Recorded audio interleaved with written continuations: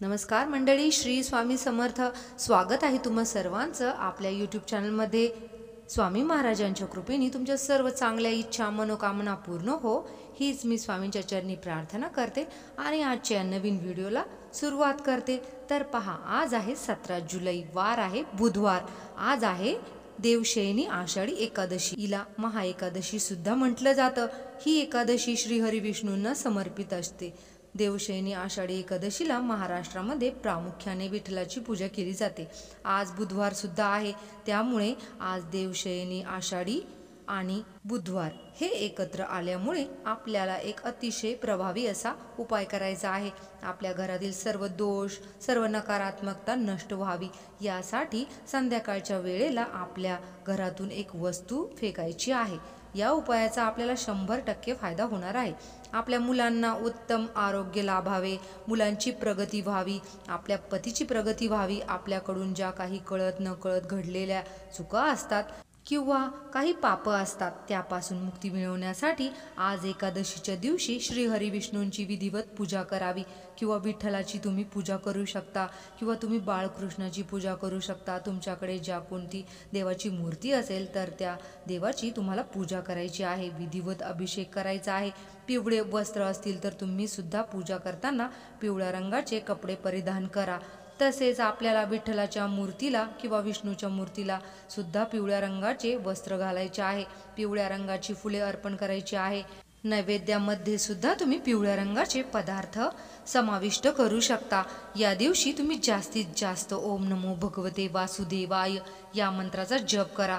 हे सुद्धा करणे शक्य नसेल तर काम करत असताना जेव्हा जेव्हा वेळ मिळेल तेव्हा आपल्याला फक्त राम कृष्ण हरी तर एवढेच म्हणायचे आहे. तरी सुद्धा विष्णूंचा आशीर्वाद जो आहे तर तो आपल्याला प्राप्त होणार आहे.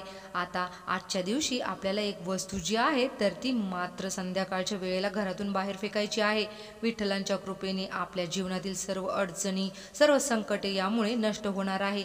ही वस्तू कोणती असणार आहे, कशा प्रकारे बाहेर फेकायची आहे याबद्दलची संपूर्ण माहिती या व्हिडिओमध्ये पाहणार आहोत. व्हिडिओला सुरुवात करण्या अगोदर तुम्ही जर चॅनलवरती नवीन असाल, पहिल्यांदाच माझे व्हिडिओ पाहत असाल तर चॅनलला सबस्क्राईब करा. व्हिडिओ जर तुम्हाला माहितीपूर्ण वाटला तर व्हिडिओला सुद्धा लाईक करा. आपल्या घरामध्ये बऱ्याच वेळेला काही ना काही दोष असतात. हे दोष नष्ट व्हावेत, आपल्या घराची प्रगती व्हावी, त्याचप्रमाणे आपल्या घरामध्ये कोणी ना कोणी बाहेरचे लोक येत असतात. काही लोक जे आहेत तर ते चांगल्या भावनेने येतात, परंतु काही लोक आहेत ज्यांच्या मनामध्ये आपल्याबद्दल वाईट भावना असते. अशा लोकांना आपले चांगले जे आहे तर ते बघवत नाही. तर अशा आपल्याबद्दल वाईट चिंतणाऱ्या लोकांमुळे सुद्धा काही नकारात्मक ऊर्जा जी आहे तर ती सुद्धा आपल्या घरामध्ये निर्माण होत असते आणि याचे दोष आपल्या घराला लागत असतात. त्याचप्रमाणे आपण स्वतः सुद्धा बऱ्याच वेळेला विचार करत असतो. घरामध्ये जर दोन व्यक्तींमध्ये मतभेद झाले, भांडणं झाले तर रागामध्ये आपण वाईट बोलतो आणि मग याचे सुद्धा दोष निर्माण होतात आणि घरामध्ये नकारात्मकता वाढीस लागते.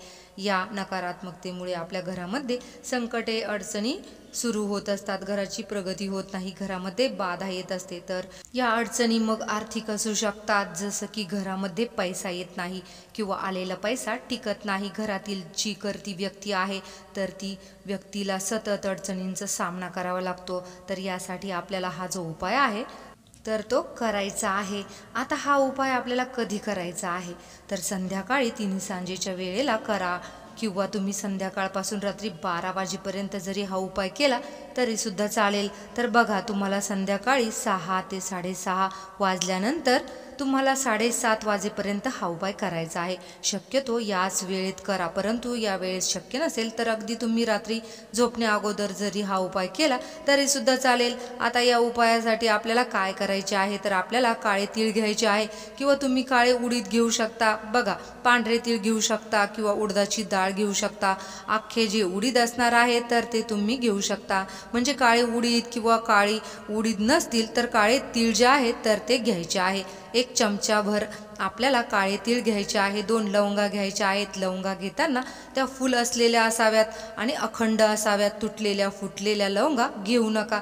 तसेच 2 वेलची घ्यायच्या आहेत. 2 काळे मिरे जे आहेत तर ते सुद्धा घ्यायचे आहे आणि आपल्याला एक हळकुंड घ्यायचे आहे. तर एवढं साहित्य आपल्याला घ्यायचं आहे. हे सर्व साहित्य आपल्याला काय करायचं आहे, एका प्लेटमध्ये घ्यायचं आहे आणि तुम्हाला सर्वप्रथम देवघरासमोर बसायचं आहे. श्री हरी विष्णूंचं आपल्याला स्मरण करायचं आहे. तसेच आपल्याला माता लक्ष्मीचं सुद्धा स्मरण करायचं आहे. तुमच्या ज्या काही इष्टदेवता आहेत, म्हणजे ज्या देवतावरती तुमचा विश्वास आहे, जी तुमची कुलदेवता आहे, तिचं स्मरण करायचं आहे. आणि यानंतर या वस्तू ज्या आहेत तर त्या सर्व वस्तू ओंजळीमध्ये घ्यायच्या आहे आणि तुमच्या घरातील सर्व कोपऱ्यांना, सर्व भिंतींना या वस्तूंचा स्पर्श करायचा आहे, म्हणजे आपल्या ओंजळीचा स्पर्श करायचा आहे. आणि यानंतर तुम्हाला तुमचा जो मुख्य दरवाजा आहे त्याच्या बाहेर यायचं आहे आणि आतील बाजूला तोंड करून उभं राहायचं आहे. यानंतर आपल्या घराच्या मुख्य दरवाजावरून आपल्याला या वस्तू ओवाळून घ्यायच्या आहेत आणि यानंतर घरापासून थोडंसं दूर जायचं आहे. त्या ठिकाणी तुम्हाला या वस्तू फेकून द्यायच्या आहेत.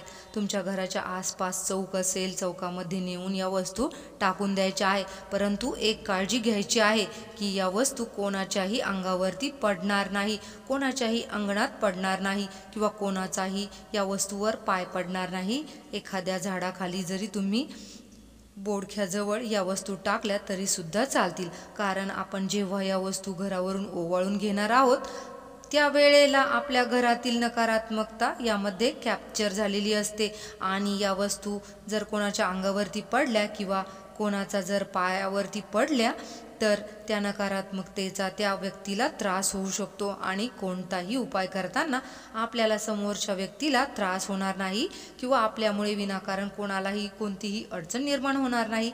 या दृष्टीने आपल्याला हे उपाय जे आहेत तर ते करायचे आहे.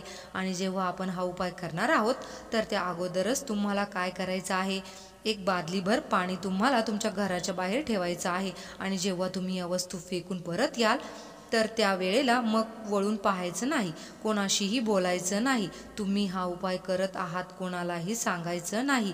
आणि घरात जाताना आपल्याला काय करायचं आहे तर हे जे पाणी बादलीभर ठेवलेलं होतं तर त्या आपल्याला हातपाय धुवून स्वच्छ धुवून घ्यायचे आहे आणि त्यानंतर आपल्याला घरामध्ये जायचं आहे. म्हणजे आपल्याला जी काही नकारात्मकता आहे तर ती घराच्या बाहेरच सोडायची आहे आणि आपल्याला फ्रेश होऊन घरामध्ये यायचं आहे. आणि यानंतर तुम्हाला पुन्हा एकदा माता लक्ष्मीचं स्मरण, विष्णूंचे स्मरण करायचं आहे, कुलदेवतेचे, इष्टदेवतेचे स्मरण करायचे आहे आणि आपल्या घरामध्ये ज्या काही अडचणी आहेत, ज्या काही समस्या आहेत तर त्यांना सांगा आणि या समस्या नष्ट व्हाव्यात म्हणून आपल्याला त्यांना प्रार्थना करायची आहे. अशा प्रकारे अतिशय साधा आणि सोपा असा उपाय आहे. नक्कीच तुम्ही करू शकता, ज्यामुळे सर्व दोष जे आहेत तर ते नष्ट होतील. आपल्या घरातलं वातावरण जे आहे तर ते खेळीमेळीचं राहील.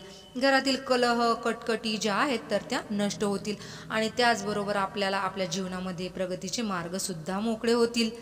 जर तुम्हाला ही माहिती आवडली असेल तर व्हिडिओला एक लाईक अवश्य करा आणि अशीच नवनवीन माहितीपूर्ण व्हिडिओ पाहण्यासाठी आपल्या चॅनलला सबस्क्राईब करा. श्री स्वामी समर्थ. जय जय स्वामी समर्थ.